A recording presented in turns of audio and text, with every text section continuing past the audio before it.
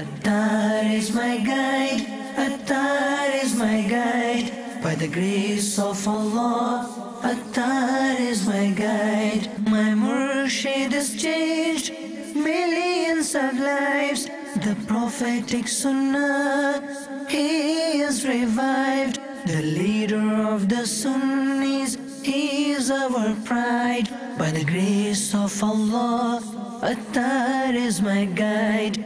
Alhamdulillahi Rabbil Alameen. Wassalatu wassalamu ala Sayyidil Mursaleen. Amma ba'd. Fa'a'udhu billahi minash shaitanir rajeem. Bismillahir Rahmanir Rahim. Assalatu wassalamu alayka ya Rasulallah. Wa ala alika wa ashabika ya Habiballah. Assalatu wassalamu alayka ya Nabiyallah. Wa ala alika wa ashabika ya Noorallah.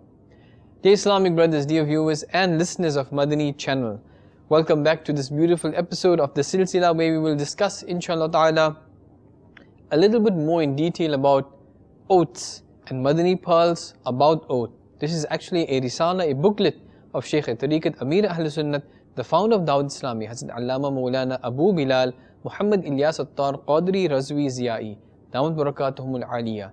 Try to purchase this or visit Dawateislami.net and download or read online. There are many Madani pearls and rulings regarding oaths, or if a person takes a false oath and breaks his oath, then what to do, what is the compensation for this as well, and the consequences of breaking oaths or taking false promises in this regard.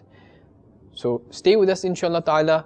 We will go more into detail regarding oaths and Madani pearls about oaths. In the beginning of the silsila, please try to make as many good intentions as you can to gain maximum thawab. For example, according to your condition and your situation, make the intention that I will listen to the silsila from beginning to end for the pleasure of Almighty Allah Azza wa Jal. I will note down the important points and I will try to act upon them. I will also try to encourage them amongst my family members, my spouse, my children, my friends, and in my society, inshallah ta'ala. In this manner, whatever good intentions, more good intentions you can make them now to gain maximum thawab and rewards, inshallah azza wa jal. In the summary of the hadith, our beloved Rasul sallallahu ta'ala alayhi wa alihi wasallam has mentioned that person who recites durood, salawat or salutations upon me 50 times daily, I will shake hands with him on the day of judgment. Subhanallah. Sallu ala al-habib sallallahu ta'ala ala Muhammad sallallahu alayhi wasallam. 50 times daily is a very minimum figure. 5 times daily salah we have. So after each salah, if we read or recite at least 10 salawat and durood, we will cover this 50. But we should engage in abundant dhikrullah and durood upon Rasulullah sallallahu alayhi wasallam. Now regarding oaths, if somebody had said, Wallah, Billah, Tallah, these will be considered as 3 oaths. If he said these 3 words, then 3 oaths will apply. The following are also the words of oath. By Allah Azza wa Jal, by God, by oath, I have said this with a shar'i oath. I have said this with the belief that Allah Azza wa Jal is hadir and nadir. I am saying this with the belief that Allah Azza wa Jal is Sami' and Basir. Although the oath will be valid on saying, I have said this with the belief that Allah Azza wa Jal is Hadir and Nadir, it is prohibited to use these words Hadir and Nadir for Allah Azza wa Jal. Whenever the blessed and beloved Rasul sallallahu ta'ala alayhi wa sallam swore an oath, he would often do with these words, وَمُقَلِّبِ الْقُلُوبِ وَالَّذِي نَفْسِي بِيَدِهِ. That is, I swear by the one who turns hearts, I swear by the one under whose omnipotence and power my life is. Sayyidina Ibn Umar radiyallahu ta'ala anhuma has said that whenever the beloved Rasul sallallahu ta'ala alayhi wa alihi wasallam swore an oath, he would often do with the words, وَمُقَلِّبِ الْقُلُوبِ, I swear by the one who turns hearts. On page 528 of the 561 page containing book Malfuzat-e Al Hazrat, published by Maktabatul Madina, which is the publishing department of Dawat-e-Islami. It is mentioned that the Imam of the Ahl Sunnah, Ala Hazrat, Imam Ahmad Raza Khan, Rahmatullah Ta'ala Ali, was asked the following question. If a person who has sworn by the Holy Prophet Sallallahu Alaihi Wasallam that he would do a certain act but does not do that act, will he have to pay atonement? And the answer, the reply is no. Rasulullah Sallallahu Alaihi Wasallam once saw Sayyidina Umar al-Faruq al-A'zam radiyallahu ta'ala anhu swear to his father whilst he radiyallahu anhu was riding. The beloved and blessed Rasul Sallallahu Ta'ala Alaihi Wasallam said, Allah Azza wa Jal prohibits you from swearing to the father. The person who wants to swear an oath, this was regarding an oath, swearing of an oath. Nabi Sallallahu Alaihi Wasallam said, the person who wants to swear an oath should swear it by Allah Azza wa Jal or should remain silent. Commenting on this hadith, the renowned commentator of hadith and the glorious Quran, Hakim al-Ummah, Mufti Ahmad Yar Khan, Rahmatullah Ta'ala Ali, has said, this shows that it is prohibited to swear to anyone other than Allah Azza wa Jal. As the Arabs usually used to swear to their fathers, take oaths on their fathers and grandfathers. Prohibition on swearing to the father, on the father, was particularly therefore mentioned. In short, it is makruh to swear to anyone other than Allah Azza wa Jal. To swear by Allah Azza wa Jal implies swearing on the names of Allah Azza wa Jal that are attached to His glorious attributes or to His being. Therefore, it is permissible to swear on the Holy Quran because the glorious Quran contains the kalam and the words of Allah Azza wa Jal, which is a divine attribute. The oaths of the error, of fig, of the olive, etc. were mentioned in the glorious Quran. These are not shar'i oaths. Furthermore, these rulings are for us to follow, not for Allah Azza wa Jal. The glorious Islamic scholars, rahimahumullah, have stated, if somebody swore an oath with the words, Insha'Allah Azza wa Jal, it is not wajib for that person to fulfill this oath, provided he had uttered the words Insha'Allah Azza wa Jal immediately after the words of the oath. If a person made an oath, and immediately after making this oath, if the person said Insha'Allah Azza wa Jal, then there is no necessity for that person to fulfill this oath. If there was a pause, listen carefully, if there was a pause, for example, the person swore an oath and then became silent, or discussed or talked about some other matter between the words of this oath and saying Insha'Allah Azza wa Jal, the oath will apply, it will be valid then. Sayyiduna Abdullah ibn Umar radiyallahu ta'ala anhuma has narrated that Rasulullah sallallahu ta'ala alayhi wa alihi wasallam said, the person swearing an oath and saying Insha'Allah Azza wa Jal with it will not be hanith, that is the one who breaks an oath. Commenting on this beautiful hadith, the renowned commentator of hadith and Quran, Hakim al-Ummah, Mufti Ahmad Yar Khan, Rahmatullah Ta'ala alayhi, has stated, in summary, if a person says Insha'Allah Azza wa Jal immediately after making a promise or swearing an oath, this will not be a sin, nor will compensation or atonement be obligatory for going against the oath. Indeed, dear Islam brothers, dear viewers and listeners of Madani channel, this is the kind of information we must arm ourselves with, so we do not make mistakes. Maktabatul Madina, which is the publishing department of Dawat-e-Islami, has published the glorious Quran with the Urdu translation, the title of Kanzul Iman, with Khaza'inul Irfan. On its pages of 516 and 517, the 91st verse of Surah An-Nahl, part 14, it is mentioned that Bismillahir Rahmanir Rahim, وَأَوْفُوا بِعَهْدِ اللَّهِ إِذَا عَاهَدتُّمْ وَلَا تَنْقُضُوا الْأَيْمَانَ بَعْدَ تَوْكِيدِهَا وَقَدْ جَعَلْتُمُ اللَّهَ عَلَيْكُمْ كَفِيلًا إِنَّ اللَّهَ يَعْلَمُ مَا تَفْعَلُونَ. Translation from Kanzul Iman. and fulfill the covenant of Allah when you have made the promise, and do not break your oaths after making them firm, and you have made Allah a guarantor over you. Indeed, Allah knows your deeds. Allah Azza wa Jal has also stated in the glorious Quran, Surah Al-Ma'idah, verse 89. Bismillahir Rahmanir Rahim. وَاحْفَظُوا أَيْمَانَكُمْ.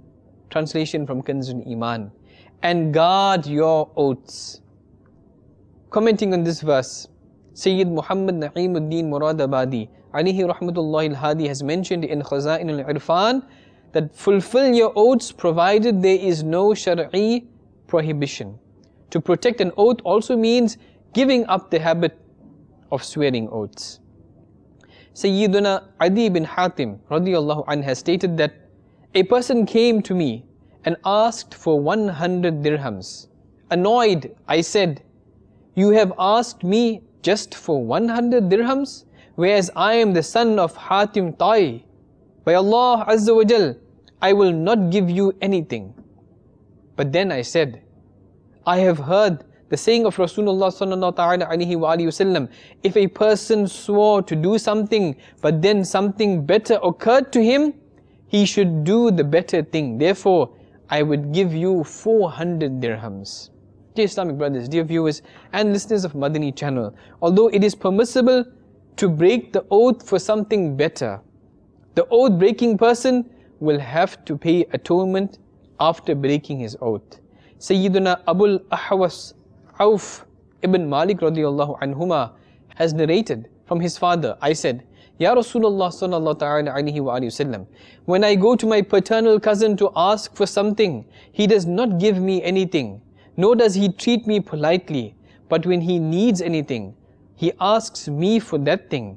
I have sworn an oath neither to give him anything nor to be polite to him. Rasulullah sallallahu alaihi wasallam ordered me to do what was better and pay atonement and compensation for my oath." If a person swore an oath to harm somebody with dhulm, with oppression, it is a sin to fulfill such an oath. However, he will have to pay atonement for breaking this oath. It is stated in Sahih al-Bukhari that the beloved Rasul sallallahu alaihi wasallam has stated, if a person swore an oath to harm his family member, hence by Allah Azza wa Jal, it is a bigger sin near Allah Azza wa Jal to harm him and to fulfill the oath than to pay atonement imposed on him by Allah Azza wa Jal for breaking this oath. Commenting on this hadith, the renowned commentator of the glorious Quran and hadith, Hakim al-Ummah, Mufti Ahmad Yar Khan rahmatullah ta'ala alayhi stated, if a person swore an oath to violate the right of any of his family members, for example, he swore an oath not to serve his mother or not to talk to his parents, then it is a sin for him to fulfill this type of oath. It is wajib, absolutely necessary for him to break such an oath and to fulfill the rights of his family members. It is a trait of the munafiqeen, the hypocrites, to make somebody swear the oath of divorce. May Allah Azza wa Jalla save us from this. For example, saying the sentence to somebody, "Swear the oath that divorce be to my wife if I do that thing." Al Hazrat Imam of the Ahl Sunnah, Al Hazrat Imam Ahmad Raza Khan rahmatullahi ta'ala alayhi has stated that a hadith on page 198 of the 13th volume of Fatawa Razawiyah, a Muslim does not swear the oath of divorce, and no one makes someone swear the oath of divorce but a hypocrite, a munafiq. May Allah Azza wa Jalla save us from this. Ameen. Presented here is the 89th verse of Surah Al-Ma'idah with its translation. Listen carefully. Translation from Kanzul Iman. Allah does not hold you responsible for oaths taken by you because of misunderstanding, but He holds you responsible for oaths which you have made firm.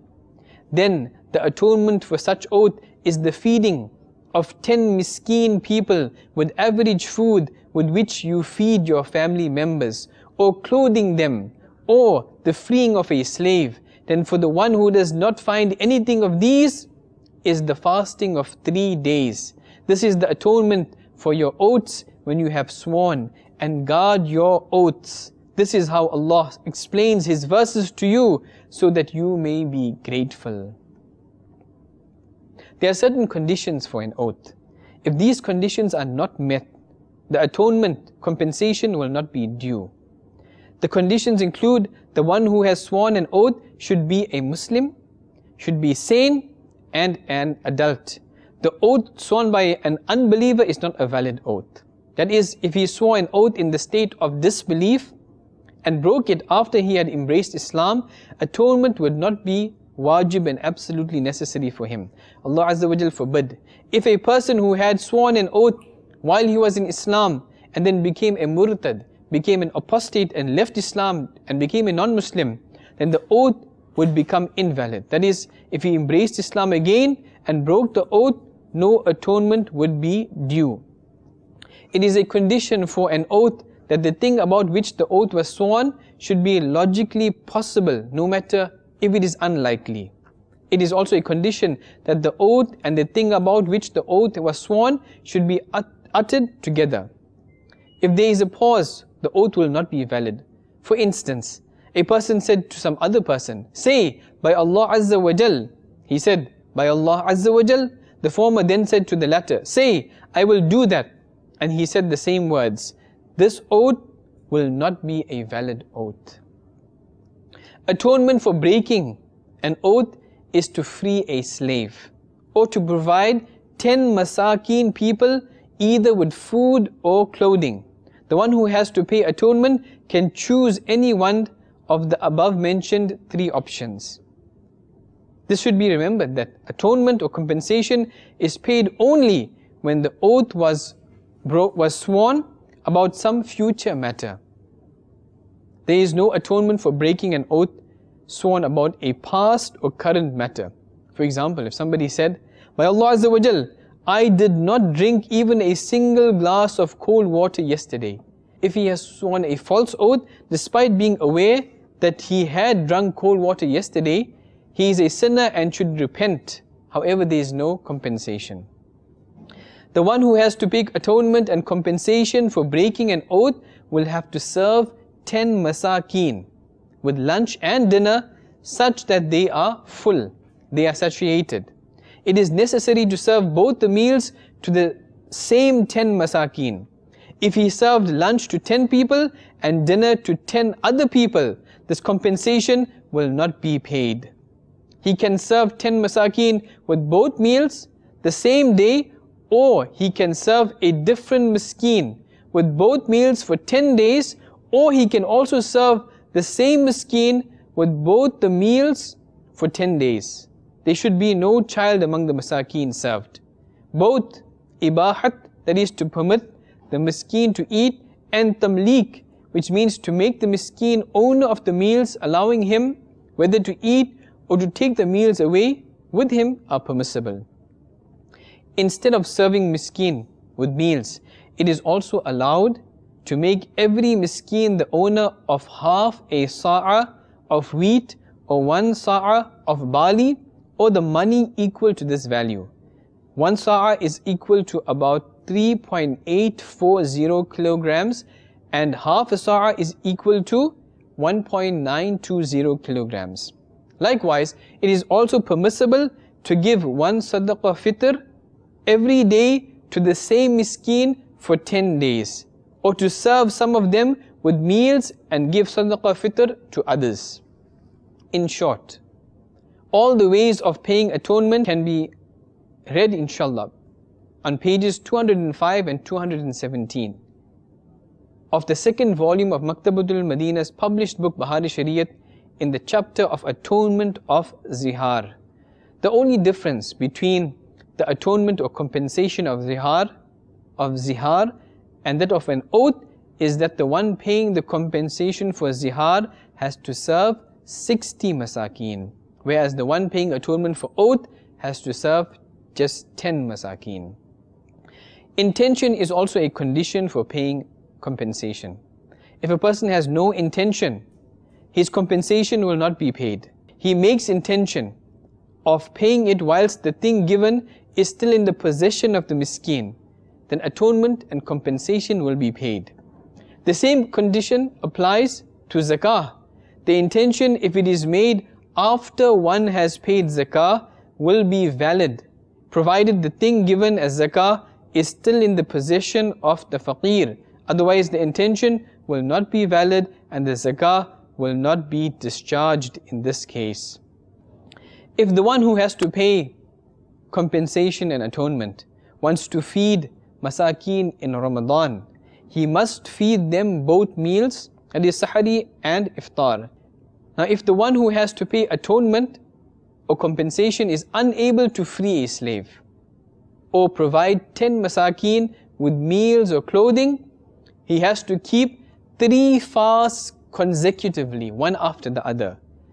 The financial inability to pay atonement by providing 10 masakeen with meals or clothing will be considered valid only at the time of paying atonement.